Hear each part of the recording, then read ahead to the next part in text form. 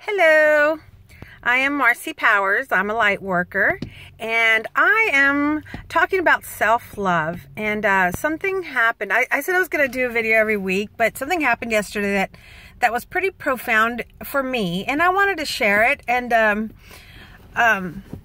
yeah, so my mom has dementia, and I've been staying with my parents since February, for two reasons. One of them was to help take care of her because she really can't take care of herself anymore. She doesn't remember me half the time. You know, there's a lot of things, like she's like a kid. You got to watch her pretty closely, or else she'll feed the dogs 10 to 15 times a day, or she'll leave the stove on, and you know, we'll find out because the alarm goes off. And so the other reason is because of my last year, I started losing my eyesight, and I've been having treatments done in Austin. So it's not as far as Dallas is. So, it works out for me.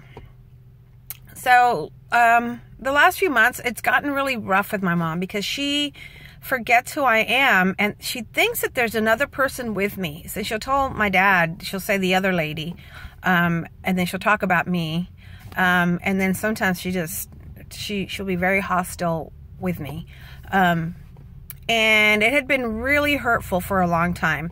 I just accepted it, you know, just maybe a month or two ago. I just accepted that this was just it, and it was okay, and it wasn't her fault, and I wasn't going to take it personal. It gets really tough sometimes because she does make jabs at me often. And last night, I had made dinner for her and my dad, which I do pretty often. And my mom, I don't even remember how it started, but she came in and she started, I don't remember how it started, but she started saying things about me. And my dad actually stepped in and said, oh, you know, he goes, why are you talking to her like that? It's not necessary. So then she starts yelling about how horrible I am, and I'm a terrible person, and I pretend to be this great saint around people, but deep down I'm this horrible person who treats people like crap. And you know, and she was going on, and my dad stopped her. He goes, you know what? He goes, you're really ungrateful. He said, she takes you to see your sisters. She takes you out to lunch. She takes you everywhere. He goes, if it weren't for her, you'd be here all day because I don't take you out. And it's true. He goes, and your other kids aren't here. You know, they're not around to take you out, you know, and it's true. I have another sister who lives here, but she works a lot. And she lives like 40 minutes away. You know, she still lives in San Antonio, but it's 40 minutes away. So she can't come over every day to help my mom. And she does as much as she can, you know. So, and my other brothers, you know, my brother doesn't live here, so he's gone a lot. My other sister's in LA, so she's rarely here. I'm the one that's around mostly, and she forgets who I am a lot of the time. So she'll ask people who I am and why is this lady here, and you know, she never says hello, and you know, she does weird things like that. I can laugh now. I cried before. But so all of a sudden my mom just, like, I saw every aspect of this facade, because I know that's not her. I know that in her heart, I know who she is. I know that she is also the divine made manifest. I know she's a spark of the divine, and that she is a loving light. And all this that I'm seeing it's the disease, but I realized something last night. This is who she's been all her life to me. My mom used to, I remember as a little kid, her telling me that I was ugly, and she would tell me not to look in the mirror. This is hard. She told me not to look in the mirror because I would go crazy. Because crazy people looked in the mirror, and they would go crazy because they would be so obsessed with themselves that they, you know, so I was afraid to look in the mirror for too long. Like, I would look in the mirror as long as I had to, and I would look away. I wouldn't look at myself.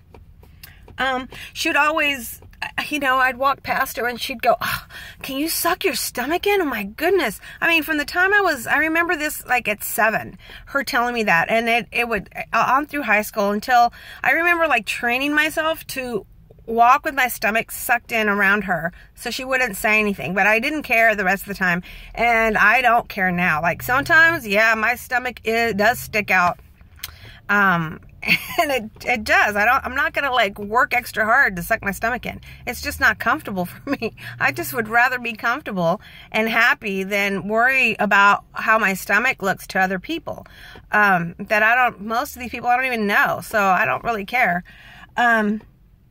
So as she was standing there yelling at me, and, you know, I felt, because I'm an empath, I felt hate, I felt resentment, I felt jealousy, I felt all these things that, and also like her blaming other people for her condition, blaming everybody else or me for what she goes through. And, I realized this morning, actually last night, I couldn't realize anything because I was devastated. I just started to cry. I stopped talking to her, and I was talking to my dad, and I said, you know, I know she's sick, but it hurts. She says a lot of hurtful things to me. You know, for example, the other day I was giving my aunt a foot massage, and my mom got a little jealous. She kept trying to stop me from doing it, and I was just like, what is her problem? And she stood over me, and I was on the floor, and she stood over and looked down my shirt and said, she goes, look how ugly your boobies look, just hanging there.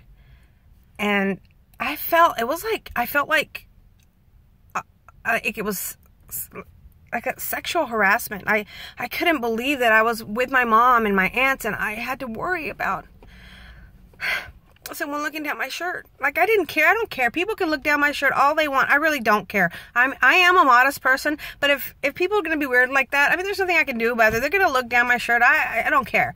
Whatever. But my mom, and then her making a comment like that, it was just very hurtful. But I realized that everything I have been processing and working on for me to love myself has been those aspects that I see in her that I saw in me. It was quite remarkable to realize, to look at this, and it was actually this morning when I woke up and I realized that, I went, wow, I've grown so much, and it just deepened my love for myself. And how happy I am that I am the person that I am, that I do the things that I do. You know, I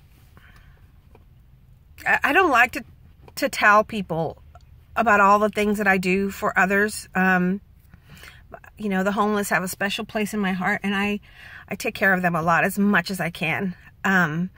And I don't want to go into specifics because, you know, I get criticized sometimes by people that are with me, and they see the things that I do, but it's like, all it does for me when I do is that it feels so good to me to be able to help someone. So it doesn't matter the criticism I get, and people are like, how do you know they're not going to spend it on booze or drugs? I don't care what they spend it on. I want them to feel like there's still hope and that people still care. It's not my business what makes them happy. You know, so that's why I do it. So anyway, it deepened my love for me. And, I just wanted to share that because I believe it's, something worth sharing. Yeah. So that's it. I hope you guys are having a wonderful Friday. Is it Friday? Yeah.